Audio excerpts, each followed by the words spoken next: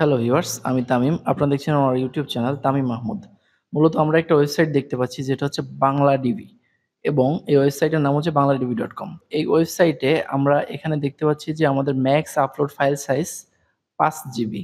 মানে বিশাল ব্যাপার কিন্তু ৫ জিবি ফাইল আমরা আপলোড করি না। কিন্তু আমরা যদি প্রসেসটা জানতে পারি তাহলে ৫ জিবি না ১০ জিবি ফাইলও আপলোড করতে পারবো ওয়ার্ডপ্রেস ওয়েবসাইটে। তো চলুন আমরা দেখে আসি কিভাবে ফাইল আপলোড করব। তো আমরা এই সাইটে এই কাজটা করব না। আমরা করব হচ্ছে এই যে সাইটটা দেখতে পাচ্ছেন themaxit.com এই ওয়েবসাইটটাতে আমরা ফাইল আপলোড করব। তো এখান থেকে আমরা ১ম এ মিডিয়া থেকে এড নিউ মিডিয়া ফাইলে যাই।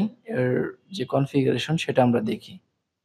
ওকে, তো দেখতে পাচ্ছেন এখানে আমার ম্যাক্স আপলোড ফাইল সাইজ হচ্ছে অনলি ২ এমবি। মানে আমাদের কোনো কিছুই এখানে আপলোড করা সম্ভব না হিসাব অনুযায়ী। তো আমরা এটাকে করে দিব ৫ জিবি। তো সেটার জন্য আমরা ১ম এ আমাদের সি প্যানেলে যাব। এখানে আপনারা দেখতে পাচ্ছেন maxit.com এটাই আমাদের ওয়েবসাইটের ডাটা রয়েছে। আমরা এখানে ১ম এ একটা ফাইল ক্রিয়েট করব। ফাইলটার নাম দিব php.ini। তো ১ম এ ফাইলে যাচ্ছি এবং এখানে লিখছি php.ini। এই সেম নামটাই দিবেন এবং সেম ফরম্যাটটাই দিবেন। এরপরে আমরা যে কাজটি করব তা হলো এখান থেকে ক্রিয়েট নিউ ফাইল এখানে ক্লিক করব। তো এখানে দেখতে পাচ্ছেন আমাদের php.ini ফাইলটি ক্রিয়েট হয়েছে। এটার অপশনে গেলাম এবং এডিটে ক্লিক করলাম। এখান থেকে আবার এডিটে চলে গেলাম। এখন এখানে আমরা কিছু কোড দিব।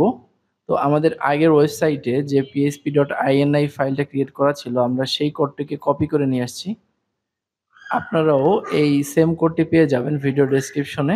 তাই চিন্তার কোনো কিছু নাই। তো এখান থেকে এটিকে পেস্ট করে দিলাম। এখানে মূলত যে সাইজটা দেওয়া আছে এটা হচ্ছে ৫ গিগাবাইটকে এতে কনভার্ট করলে যে সাইজটা হয় বা যে সংখ্যাটা হয় সেটাই আপনারা এখানে দেখতে পাচ্ছেন। এছাড়া ম্যাক্স এক্সিকিউশন টাইমটা আপনারা এখানে ৩০০০ করে দিতে পারেন। আমি সেটিই করে দিলাম এখানে এবং এখান থেকে সেভ চেঞ্জেস এইখানে ক্লিক করে দিচ্ছি। এটিকে ক্লোজ করে দিচ্ছি। এখন আমরা ওয়েবসাইট থেকে ফাইল সাইজ ইনক্রিজ হয়েছে কিনা সেটি দেখব। তো সেটির জন্য রিফ্রেশ করছি। ওকে, তো আমরা এখনো আমাদের ফাইল সাইজটা ইনক্রিজ করতে পারিনি। এখন আমাদেরকে আরো কিছু কোড ইমপ্লিমেন্ট করতে হবে। যেটা হচ্ছে আমি আপনাদেরকে দেখাই দেই। তো আমাদের আগের যে ওয়েবসাইটটা আছে এটাকে ১ম এ আমরা যে কাজটি করব তা হলো শো হিডেন ফাইল একটা অপশন আছে। এখানে আপনারা দেখতে পাচ্ছেন যে আমরা যখন এখানে সেটিংস এ ক্লিক করি তখন কিন্তু এখানে শো হিডেন ফাইল একটা অপশন যেটা এনেবল করা আছে এই সাইডে। তো এখন আমরা পাবলিক HTML এ চলে যাচ্ছি। তো এখান থেকে .htaccess যে ফাইলটা আছে সেটাকে আমরা এখান থেকে এডিট করছি এবং এখান থেকে আবার এডিটে ক্লিক করছি। তো htaccess এ আমাদেরকে যে কোডগুলা দিতে হবে সেটা হচ্ছে ১ম এই আপনারা দেখতে পাচ্ছেন এবং এই কোডগুলাই আমরা মূলত htaccess এ দিয়ে দিব এবং তারপরেই আমাদের যে ওয়েবসাইটটা সেটা কাজ করবে। তো এখান থেকে আমি এটাকে কপি করছি এবং আমাদের যে ওয়েবসাইটটা আছে সেটা হচ্ছে এই যে এখান থেকে যদি আমরা হোম ডিরেক্টরিতে যাই এবং এখান থেকে এই যে themaxit.com এখানে চলে গেলাম এবং আমরা এখান থেকে এই যে শো হিডেন ফাইল এটাকে এনেবল করে রাখছি এবং এখান থেকে আমরা যদি htaccess এ যাই এবং এটাকে এডিট করি, আবার এডিটে ক্লিক করছি।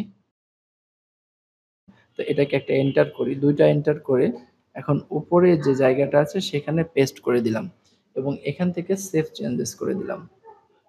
এখন আমরা সাইটটাকে রিফ্রেশ করি। এখন দেখতে পাচ্ছেন আমাদের ফাইল সাইজ কিন্তু আপগ্রেড হয়ে ৫ জিবি হয়ে গেছে। তো আমরা এখানে মূলত ২ টা কাজ করছি।